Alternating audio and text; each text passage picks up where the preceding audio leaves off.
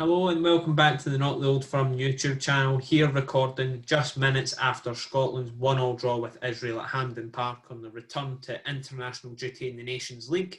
A penalty from Ryan Christie in a fairly cagey first half was able to separate the sides going into the break, but Israel came back into it in the second half, and Eran Zahavi's second half strike gave Israel a 1-1 draw and a share of the spoils in the first Nations League game. A tester for Scotland, obviously playing Israel in the Euro 2020 playoffs next month, showing that it'll be no free pass for Scotland when they do meet Israel again in October. James, how did you view the match? Oh, it was dull. That my biggest takeaway was that it was just a poor game. I thought it was a fairly even result. I think both sides would probably be fairly happy to come away with the point. Scotland dominated for long spells, but there was just no killer instinct at all from them. They never looked. I mean, even before Christie's penalty, Scotland never looked like scoring at all. No, Israel, definitely. I think people underestimated Israel slightly. Just in terms of next month, it's seen as a foregone conclusion that Scotland will progress to the Euro 2020 playoff final. Whether they get through that or not remains to be seen. But I think Israel showed tonight that that's going to be a very difficult game because I don't think they're technically any better than Scotland. I mean, Scotland were able to bring on Stuart Armstrong and players like that off the bench tonight, which is probably the first time in a wee while Scotland have been able to bring that type of quality onto the park. But what they were was organised and resolute and compact, and that seemed to frustrate Scotland a wee bit. They were able to just sit, not quite banks of five, but sit deep enough that Scotland weren't able to penetrate them, especially with the lack of sort of attacking options right now at Scotland, because even though they brought Dykes off the bench, wasn't really much to bring on to cover him in the striker role to get that extra goal. So a tester for Steve Clarke. I don't think it's the end of the world. Usually if Scotland draw with a team like Israel, a team probably should be beaten on their day, there'd be a bit of outcry. I think there's a bit of perspective with this one. It's been 10 months since their last game. Varying degrees of fitness. You've got some guys who are on playing 6 or 7 Scottish Premiership games, others who haven't kicked a ball for a month or two. So I don't think it's the worst result, and it's a good tester for next month. A couple of the interesting things to take out of the game. I think initially there were eyebrows raised at the sort of start of the game when the 3-back formation was played. I sort of thought it was 4 at the start, but as the game wore on, it looked like a 3 with Scott McTominay, Scott McKenna and Kieran Tierney in the back 3. How did you think it worked overall? I thought it actually worked out pretty well. There were definitely some scary moments. Scott McTominay had a couple. With one he kind of missed a head in the first half and forced a really good save at a David Marshall. But other than that, I think they did look quite comfortable for long spells of the game. I don't think, certainly the first hour, I don't think Israel really kind of put them under too much trouble. I don't think that anybody looked particularly out of place. I think it's kind of the latter stages of the game, like McTominay in particular, they said, kind of had a few moments. It kind of his performance went downhill. But I do think that the back 3 is probably going to stay. It seems the kind of natural solution to get both Tierney and Robertson in the side. So I know some people say that you need to play right-sided centre backs on the right side of defence, left on the left. But for me, you've got Liam Cooper sitting on the bench, who's going to be a Premier League captain this year, and he's off the back of a great season with Leeds United. I was surprised to not see him start, to be completely honest. I mean, you could argue Declan Gallagher's also there, probably.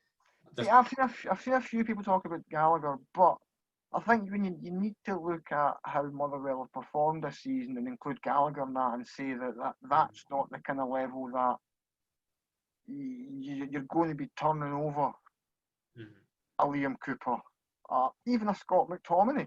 I think the general point I'm trying to make is that you've got one centre back on the park and you're playing 3. Now, granted, I think Kieran Tierney works just as well there. Kieran Tierney could play centre back just as well as he can play left back for me.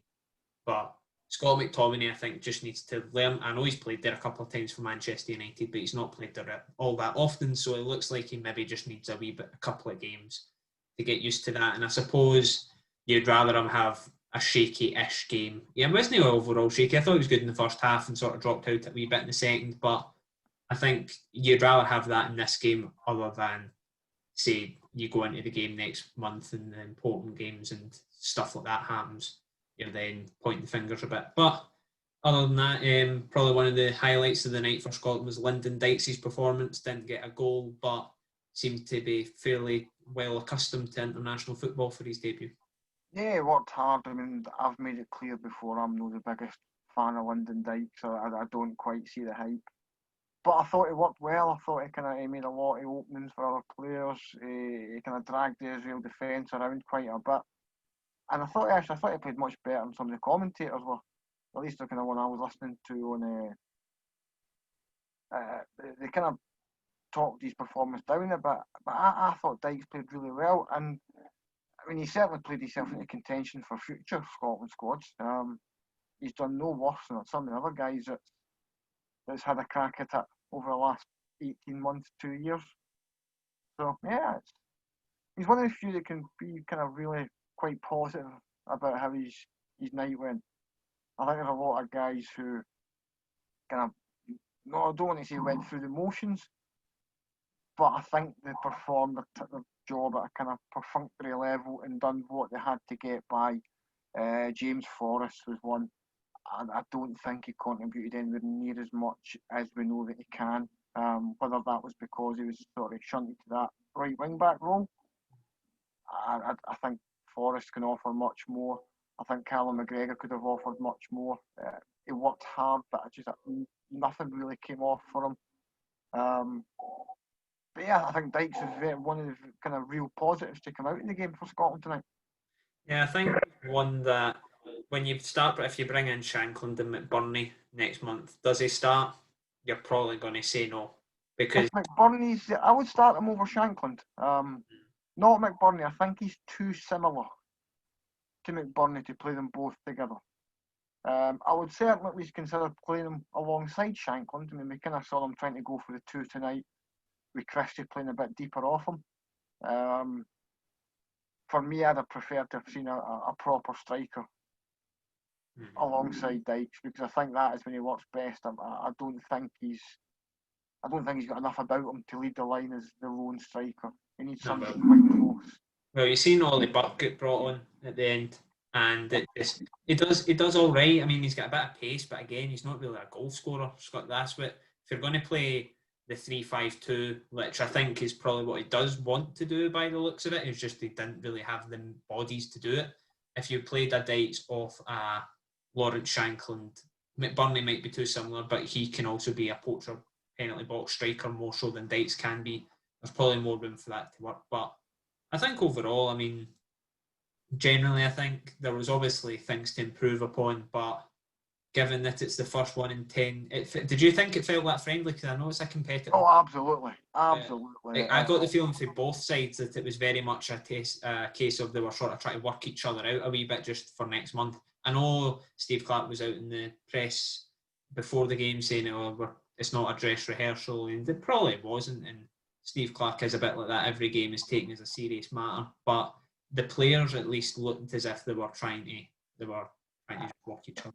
Definitely attention elsewhere. I want to say, I think the referee was bloody abysmal. Really? I thought it was just far too officious, and he wouldn't let the game flow, and I think it really disrupted what little flow there was to the game. Because, I mean, as I said at the start, it was a dull 90 minutes, and it was a pretty tough 90 minutes to get through. And the referee certainly never helped. See, I didn't really, because I think the game was just a bit. It felt like a lot of the sort of Premiership games I've watched since they've been behind closed doors. There's not really much intensity to it.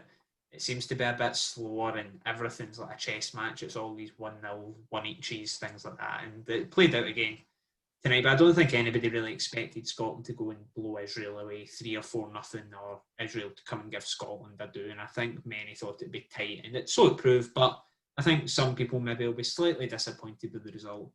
But at the end of the day, for me anyway, they've got Czech Republic on Monday, who I think were beaten tonight, were they? I can't actually remember. Let's just have a little check since we've got the wonders of the internet at our fingertips. Because they were playing Slovakia and the other nations. I actually checked this before the game, and it's totally slipped through as to what the score was. Yeah, I don't think that'll be an easy tab. We spoke about it in the video yesterday, but 3-1 Czech Republic. What was the score, sorry? 3-1 to the Czech Republic in Slovakia. Well, there you go. That's going to be a very tough game when they travel to Czech. Well, if that game goes ahead, to be fair, because they've obviously had some positive COVID tests and a bit of testing trouble with Czech Republic, so it'll actually be interesting to see whether they can. There was a lot of talk that there was kind of going to be a shadow Czech Republic side that was going out and playing these games. And I mean, if that's a shadow Czech Republic side that's been out against Slovakia, God help us if you when you play the full strength thing. Because Slovakia are no mugs. They're a fairly decent side as well. So to go and beat them 3-1 away from home is a good result. I mean, looking at the match stats there, 22 shots, 60% possession. It was a bit of a dominant performance, kind of looking at the numbers alone. So, yeah. Well, it'll be a tough test again for Scotland on Monday, and we'll have reaction to that game here ASAP after the final whistle, as soon as we can get it up with the rigorous wonders of the internet and Zoom calls and things like that.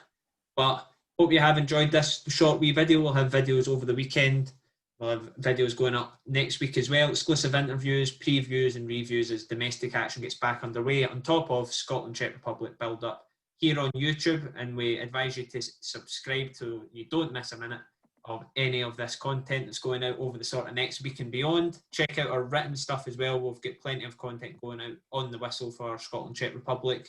I had stuff for Scotland Israel tonight, and it'll be the same again when the domestic scene kicks back underway next week. But until next time, take it easy.